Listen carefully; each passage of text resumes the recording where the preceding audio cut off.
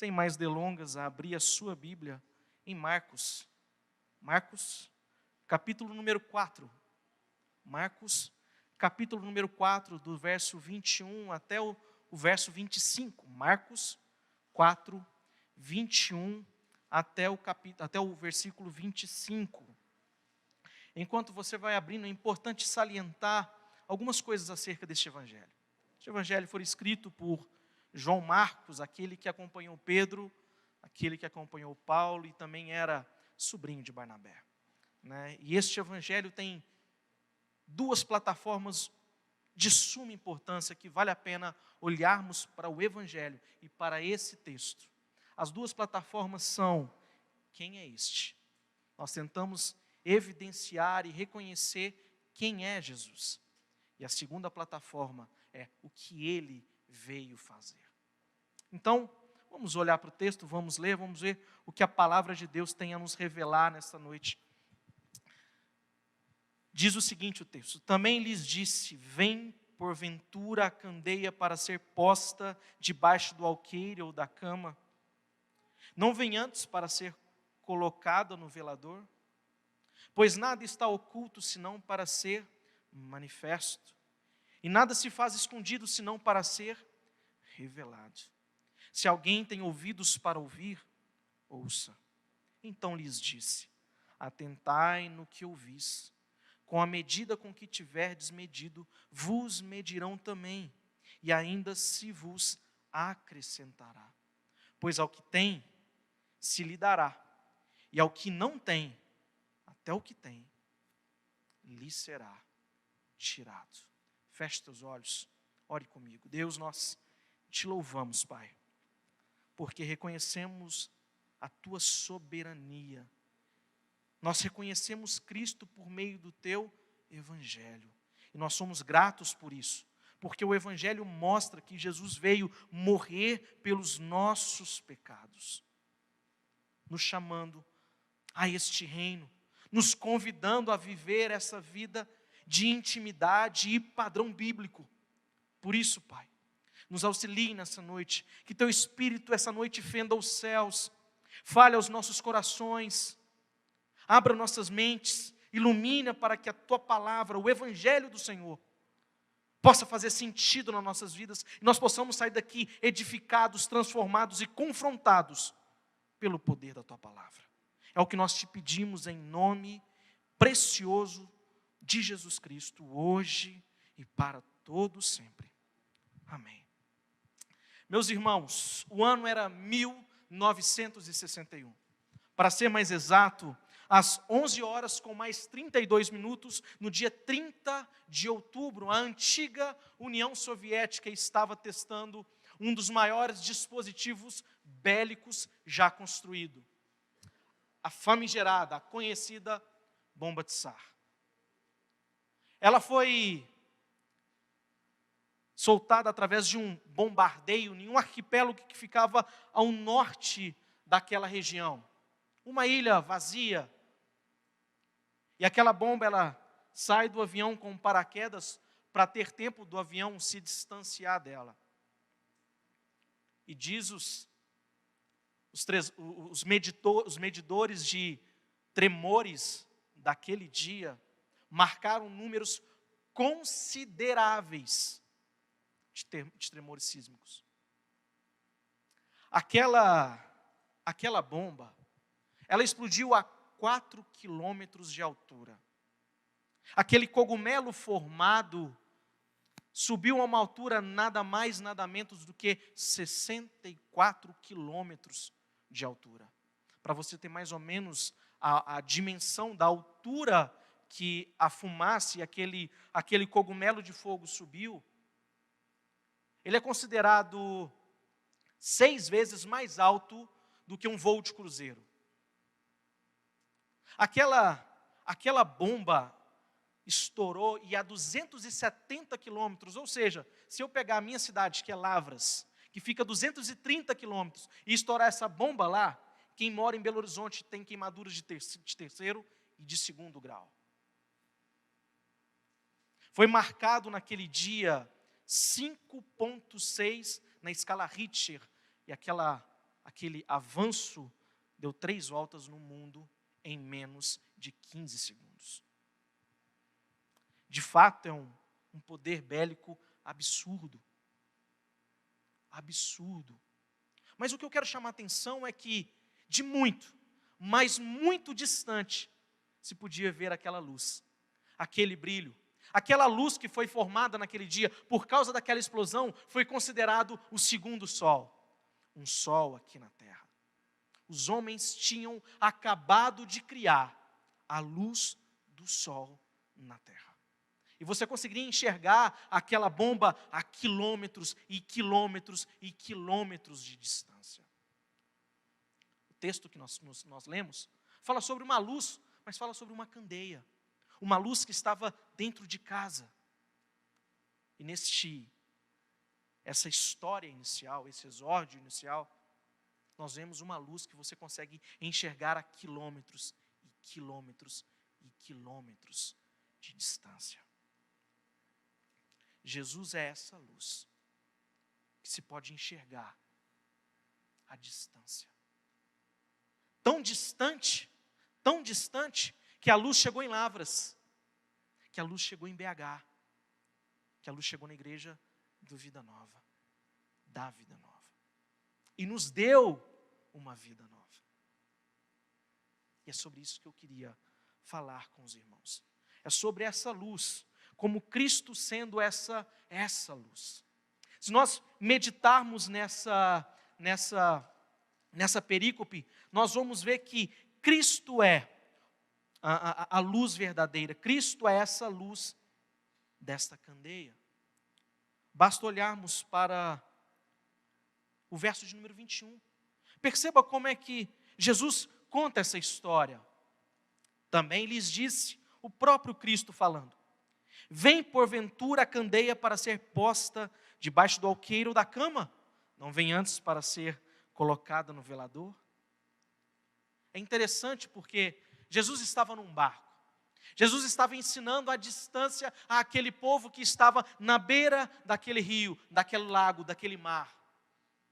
E as pessoas estavam ouvindo Jesus falar, e Jesus começa o seu dia ensinando acerca de uma parábola, a parábola da semente, a parábola do semeador, que cai em solos diferentes, cai na beira da estrada, cai em solo rochoso, cai em meio aos espinhos, mas também cai em terra boa.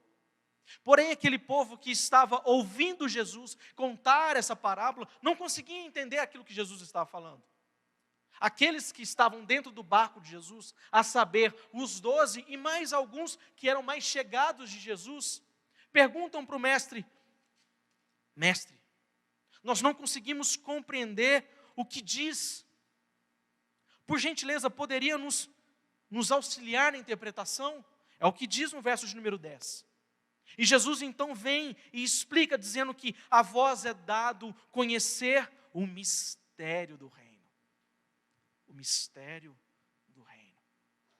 E Jesus começa a explicar aos 12 e àqueles mais chegados que estavam dentro do barco, o que significava a semente, o que significava a terra. E eles compreendem o que Jesus estava dizendo. E Jesus não simplesmente para por aí. Jesus agora começa a trazer um dito. Aqui nesse texto em negrito, o qual não é canônico, nos diz uma parábola, mas isso é a grande verdade, é um dito popular.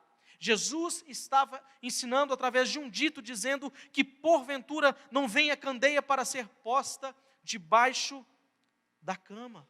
É interessante porque Jesus ele inicia o seu discurso aqui, mostrando que a candeia vem. E é interessante que luz, que candeia, ela não anda.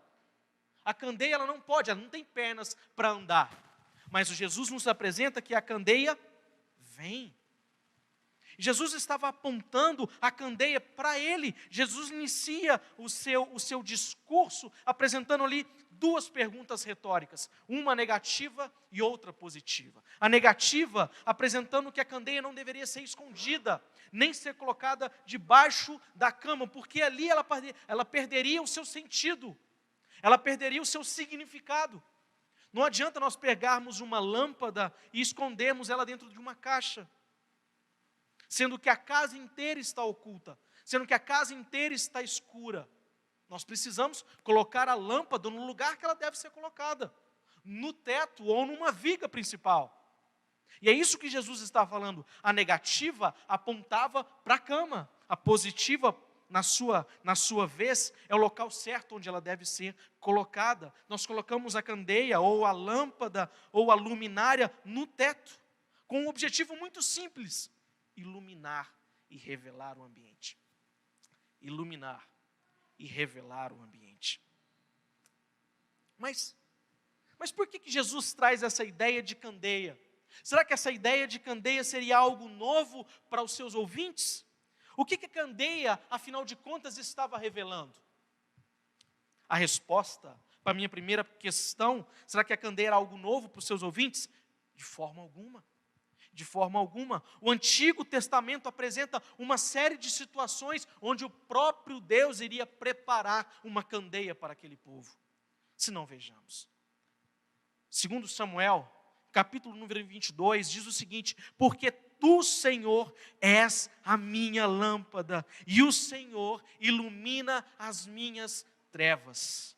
Segundo Reis, capítulo número 8, porém o Senhor não quis destruir a Judá por amor de Davi, seu servo, como lhe tinha falado que lhe daria para sempre o quê? Uma lâmpada a ele e aos seus filhos.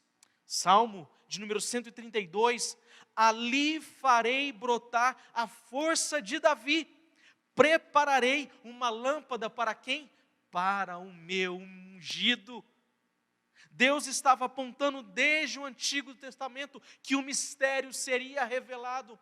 Deus estava apontando para aquele que viria e iria iluminar as nações, a saber, Cristo Jesus, nosso Senhor.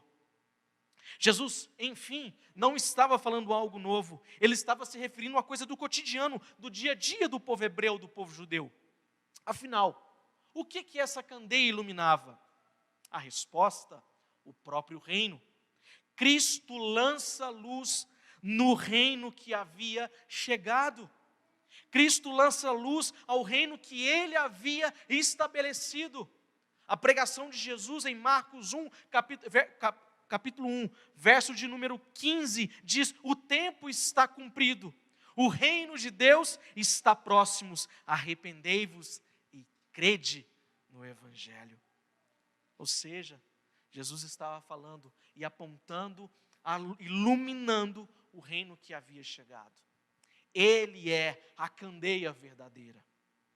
Naqueles dias, só para a gente ter uma base, uma noção, as casas tinham janelas muito pequenininhas, tá? E mesmo assim, mesmo elas pequenas, não entravam luz suficiente dentro das casas. As portas estreitas, ou seja, se tivesse de dia ou de noite, não tinha diferença, logo que a casa não entrava luz e era escuro. Por isso que Jesus, quando ele fala da candeia, era necessário colocar ela num lugar visível, num lugar onde poderia iluminar toda a casa e revelar a casa. Quem aqui à noite não saiu, desceu da cama e andando por entre os móveis da casa, não topa o dedinho na quina de um móvel? Por quê? Porque estava escuro, porque estava umbreu, porque se a luz estivesse acesa, você tinha desviado, você não estava caminhando naquele percurso, você tinha mudado a sua trajetória. É para isso que a lâmpada serve, ela serve para alumiar e revelar todo o ambiente. Uma pergunta interessante: o que Jesus estava fazendo com os seus sinais? Afinal de contas, nós veremos que no capítulo 4 e no capítulo 5, Jesus demonstra uma série de sinais, uma série de milagres. O que ele queria com isso tudo? Nada mais, nada menos do que revelar a sua autoridade. Tem um teólogo muito conhecido chamado D.A. Carson, e ele faz essa referência, me permita abrir essa aspas. Essa candeia se refere a Cristo como sendo essa luz verdadeira, que está sendo revelada através das suas palavras, ações e obras. Ele está se revelando como o Messias prometido de Deus. Deus não havia prometido um Messias, um ungido do Senhor, no pleroma de Israel, na plenitude dos tempos. E é isso que o Senhor Jesus está fazendo. Ele está se revelando. Ele está revelando o reino.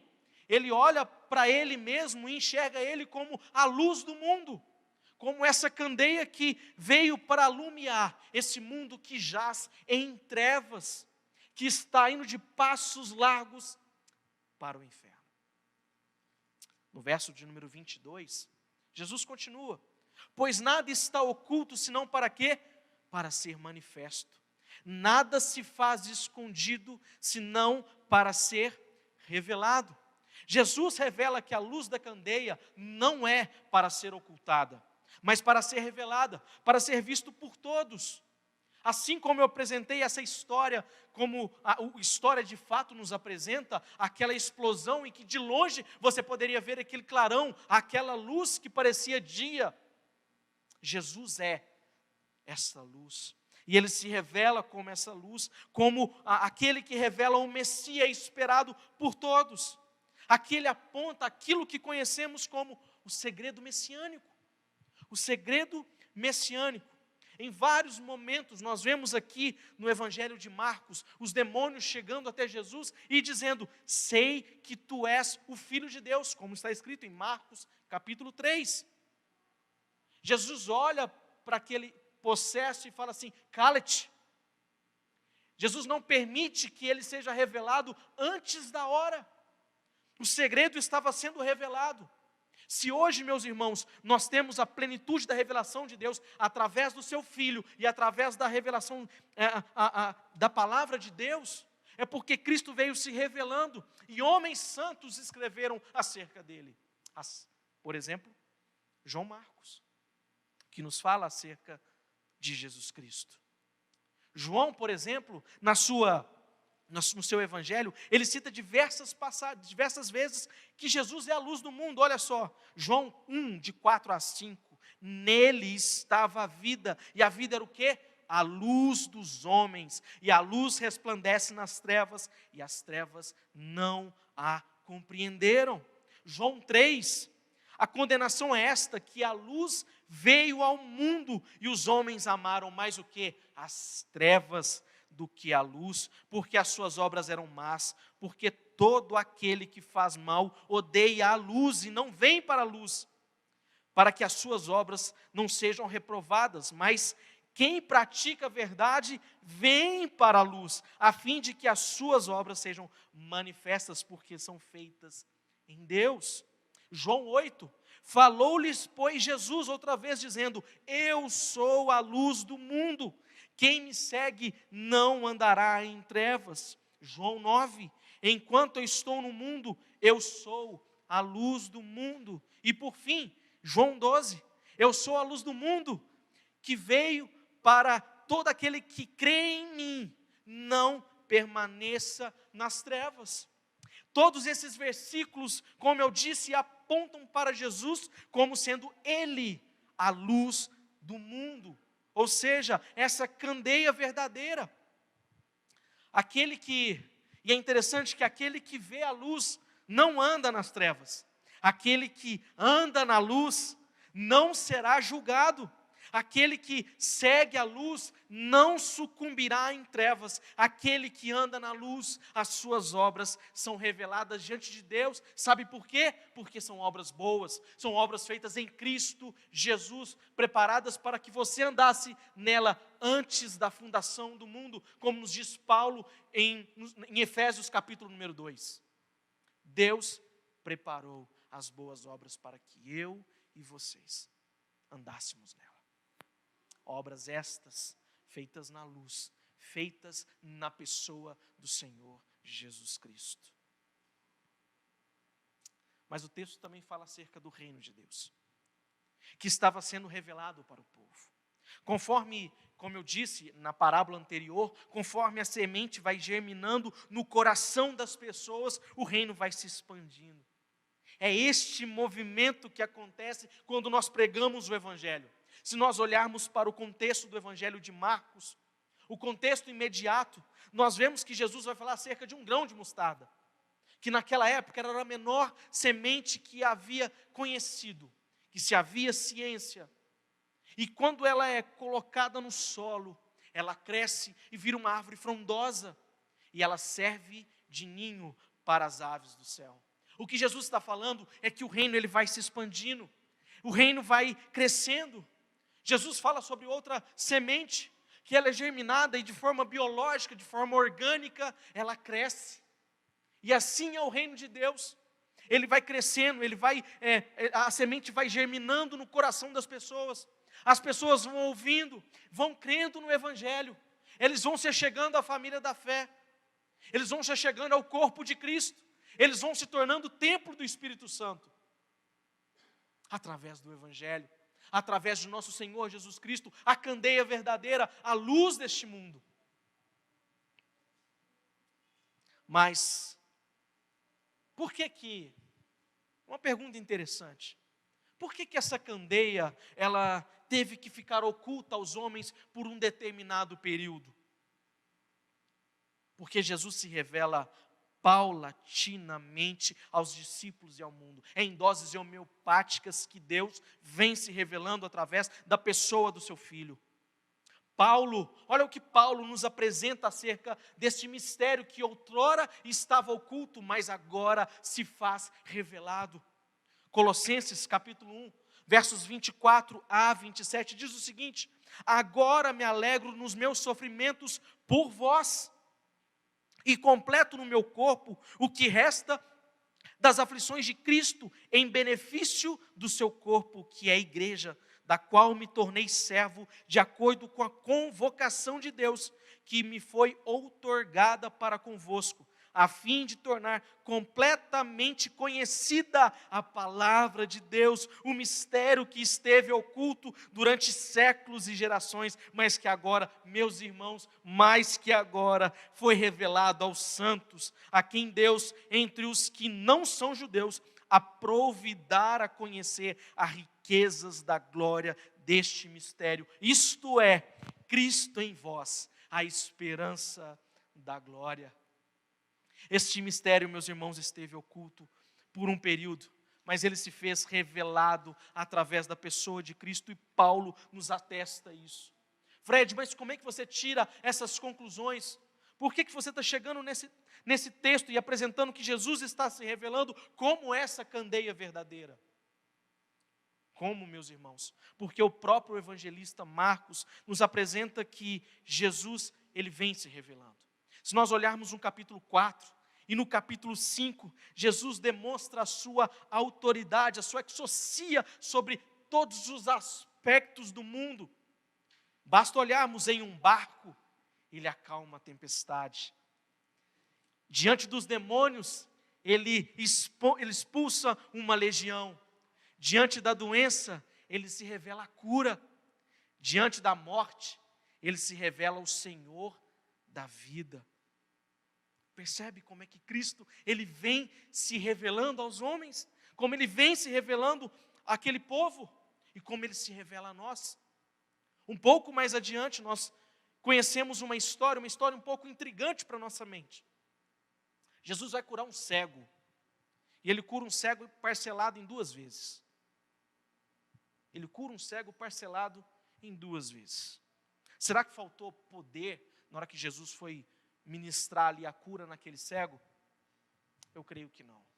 Eu creio que aquela cura foi muito mais didática do que de revelação e de poder. Jesus estava chegando naquela região e ele vê um cego. E ele vai e cura aquele cego. E a primeira parte da cura, ele vira para o cego e pergunta: o que você está enxergando? E ele fala assim: eu enxergo homens como árvores. Eu enxergo homens como árvores. Jesus vai e toca nele novamente. E Jesus pergunta: e agora? Ele fala assim: agora enxergo perfeito. Perfeito.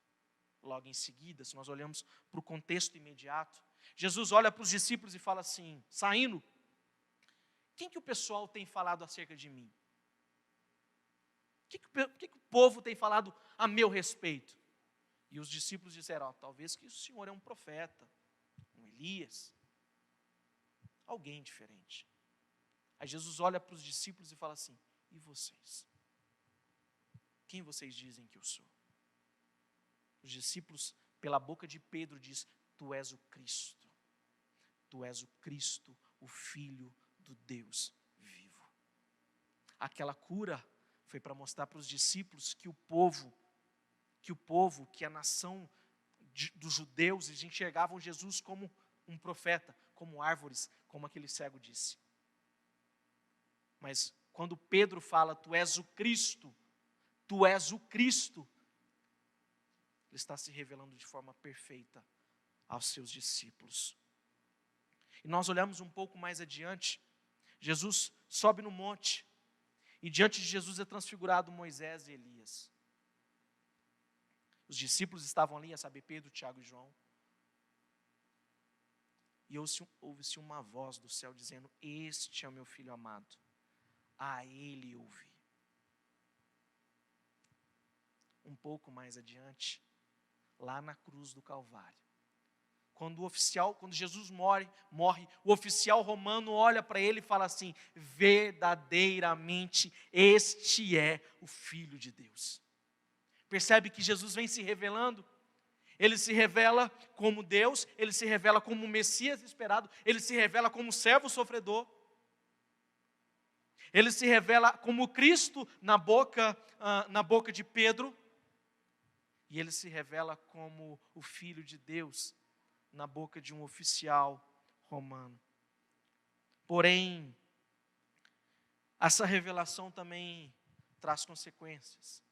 Da mesma forma que a sementinha vai caindo no coração em terras boas, ela também vai caindo na beirada da estrada, ela também vai caindo em solo rochoso. Da mesma forma como as pessoas vão crendo e confessando Jesus Cristo, é a mesma proporção em que as pessoas o reconhecem, mas o negam. Os seus adeptos vão chegando à fé, e a sua oposição vai crescendo. E João nos revela de forma muito clara por que a oposição de Jesus foi crescente. Porque os homens amaram mais a glória dos homens do que a glória de Deus. João 12. Quando Jesus cura um homem, cura a mão de um homem em uma sinagoga, os doutores da lei que estavam ali tentavam matá-lo. Quando Jesus cura um paralítico que desce aos seus pés, os líderes religiosos questionam a sua autoridade. Quando eles veem Jesus manifestando o seu poder, curando e salvando as pessoas, eles falam que Jesus exerce a sua obra, o seu ministério, por meio de Beelzebu. A sementinha vai caindo em terra boa, na mesma proporção que ela vai caindo em solo rochoso ou na beira do caminho. No verso 23, Jesus adverte em um tom irônico, dizendo: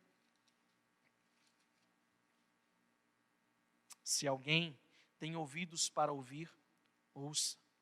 E Jesus estava cumprindo aquilo que o profeta Isaías havia predito acerca dele. O que o profeta Isaías tinha predito acerca dele? Ouça, ouça.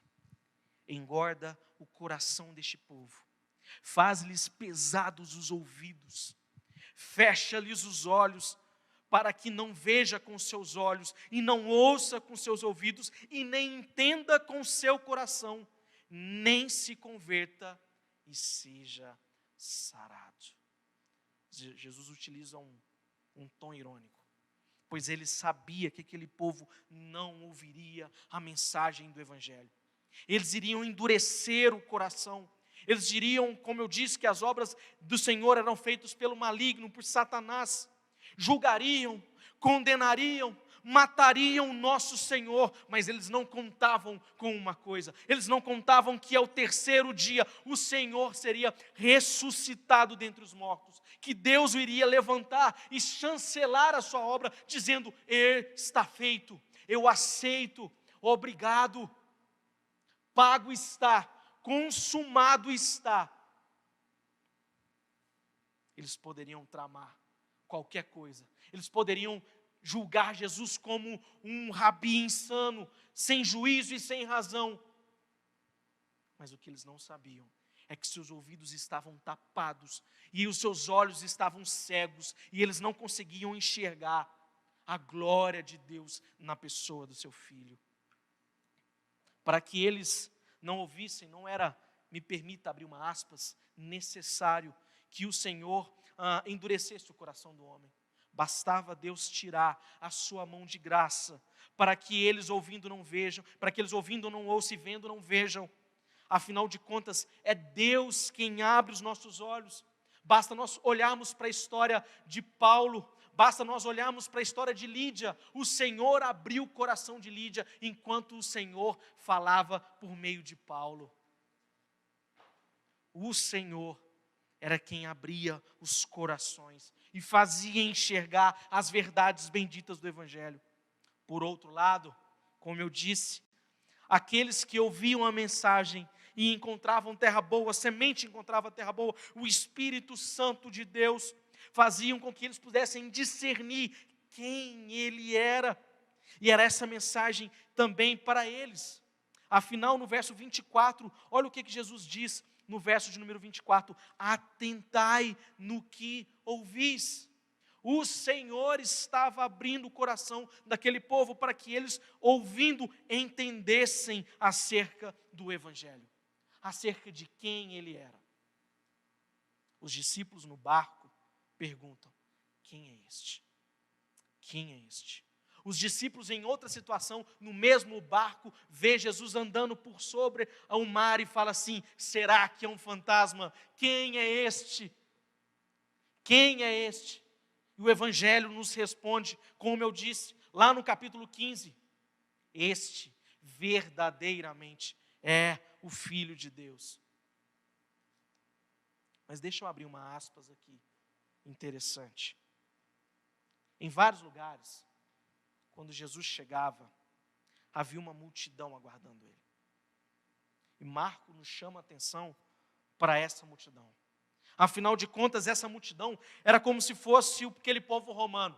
Aquele povo só queria pão e circo, comida e entretenimento. Mas em nenhum momento Marcos nos revela que essa multidão entendeu e compreendeu quem Ele era. Tem um teólogo conhecido, antigo, chamado Van Groningen, que denomina essa multidão como sendo um reino parasita no reino do Senhor.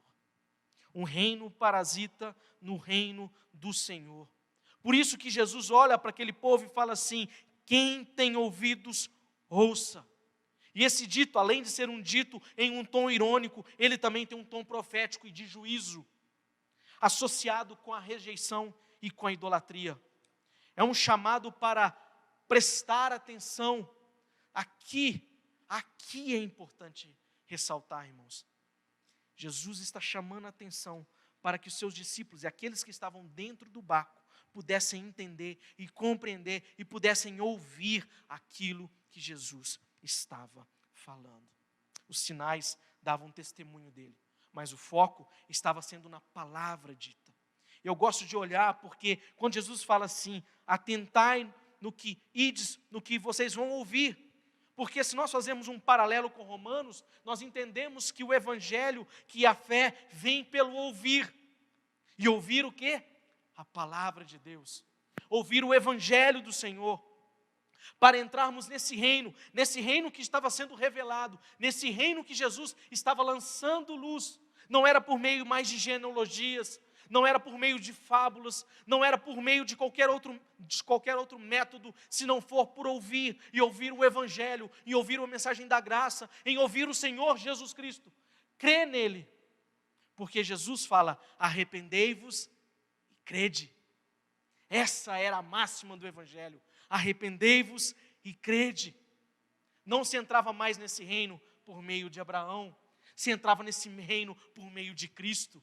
Cristo é o seu passaporte, Cristo é a sua entrada principal para entrar no reino dos céus, e Ele lança luz nisso. Ouçam, prestem atenção, ouçam o que o Espírito diz, lá em Apocalipse repete: ouçam o que o Espírito diz às igrejas.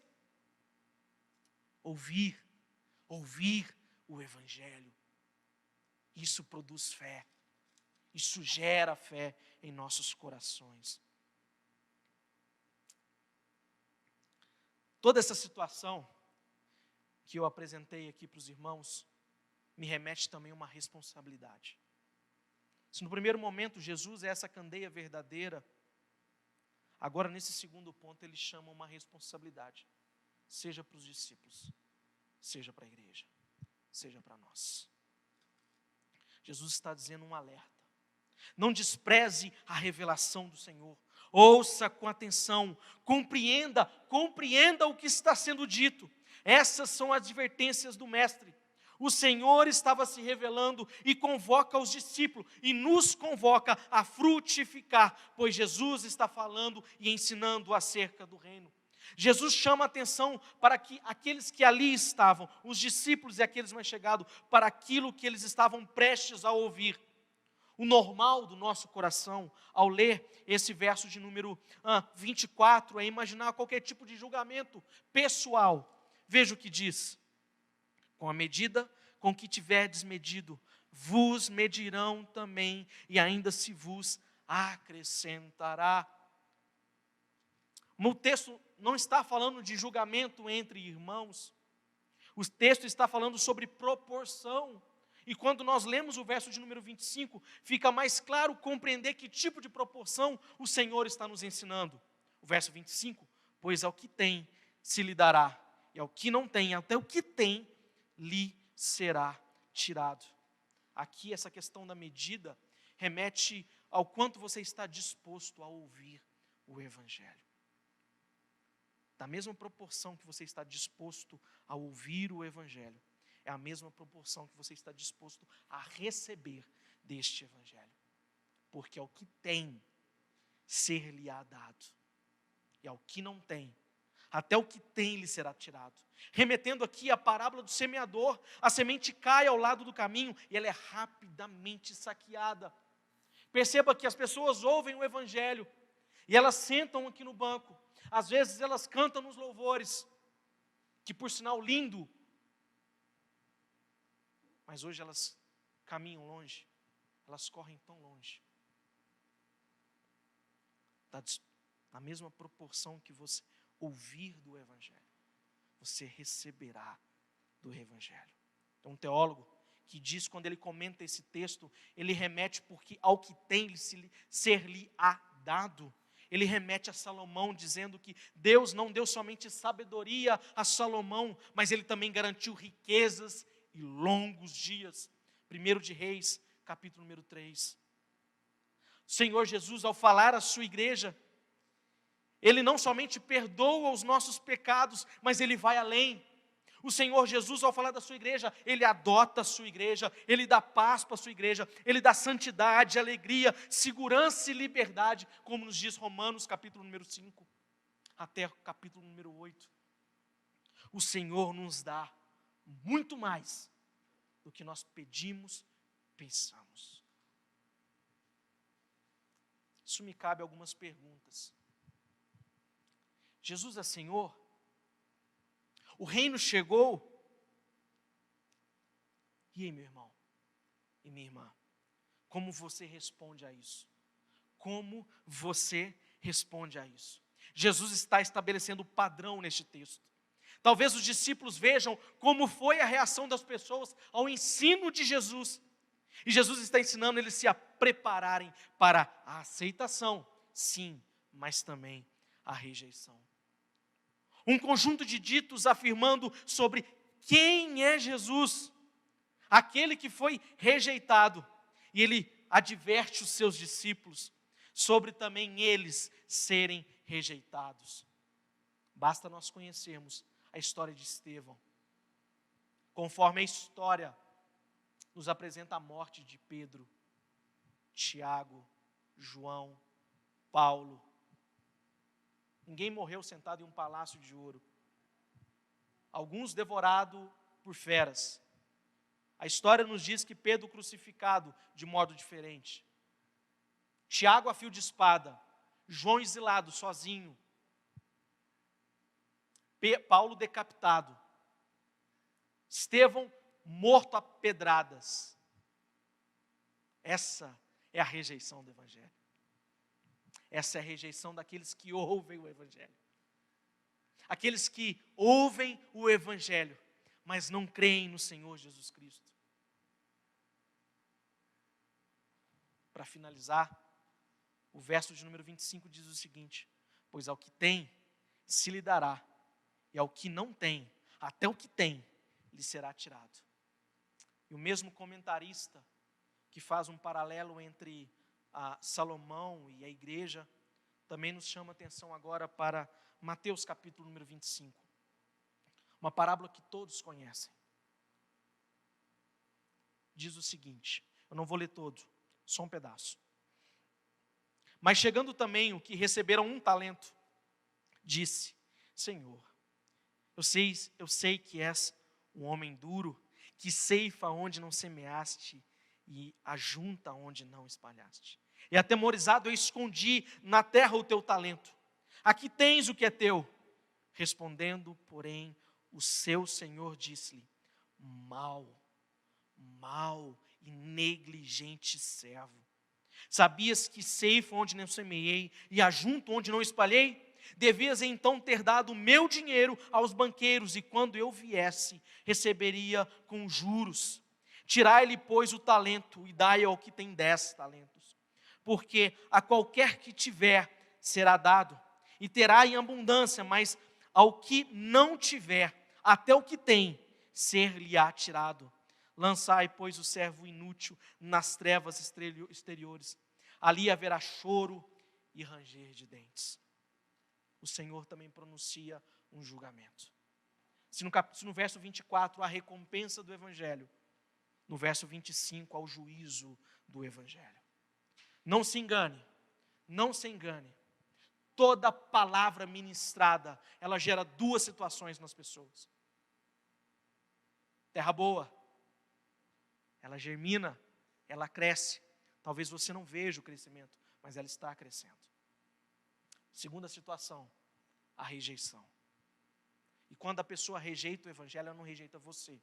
Ela está rejeitando o nosso Senhor Jesus Cristo. E é isso que ele está falando. E é dessa forma que o julgamento do Senhor virá a todos aqueles que ouviram a mensagem do reino, que conheceu a glória do Senhor na pessoa do seu Filho, mas não se arrependeram e não creram na mensagem do Evangelho. O final, meus irmãos, o final será trágico, pois o Senhor irá retornar em grande poder e glória. Todo olho verá o Senhor vindo entre as nuvens. Não virá um arrebatamento secreto, mas Ele virá em glória e poder, e todo olho verá, como nos diz Apocalipse. E Ele irá pedir conta de cada um de vocês, de mim, do pastor, de todos que ouviram a mensagem do Evangelho, um a um. Aqueles que receberam com gratidão, com louvor, reconhecendo a sua condição de pecador e falho, receberá um galardão, uma glória. Mas aquele que rejeitou, que negou a mensagem do Evangelho, sentirá na pele o juízo de Deus, a punição severa, santa e justa de um Deus justo e santo. Me permita, antes de despedir dos irmãos, levantar algumas implicações pessoais para o nosso encorajamento e para o nosso confronto. Cristo é a candeia verdadeira. E em qual terreno o seu coração recebe a mensagem do Evangelho? Segundo, Cristo é a candeia verdadeira e nos chama a responsabilidade de ouvir e se atentar aos padrões deste reino. Terceiro, Cristo é a candeia verdadeira e traz juízo sobre aqueles que ouvem o Evangelho, mas não creem nele. Quarto e por último, Cristo nos comunica essa luz. Cristo nos comunica essa luz. No Sermão da Montanha, Jesus nos chama para sermos luz deste mundo. Vós sois a luz do mundo. Mateus capítulo 5, verso 14. E o meu desejo e a minha oração é que quando o Senhor Jesus Cristo comunica esse atributo a nós, você e eu possa sermos como nós cantamos aqui, como um farol que brilha à noite, como uma ponte sobre as águas, como abrigo no deserto, como flecha que acerta o alvo. Como um farol que brilha à noite. Esse é o meu desejo. Essa é a minha oração em favor desta igreja. Feche teus olhos. Eu gostaria de orar mais uma vez por cada um de vocês. Deus, nós te louvamos, Senhor. Reconhecemos a tua autoridade e sabemos quem somos, Pai. Te pedimos, Deus, que Cristo seja a luz deste mundo, que nos comunica essa luz para que nós também pudéssemos iluminar este mundo que jaz em trevas.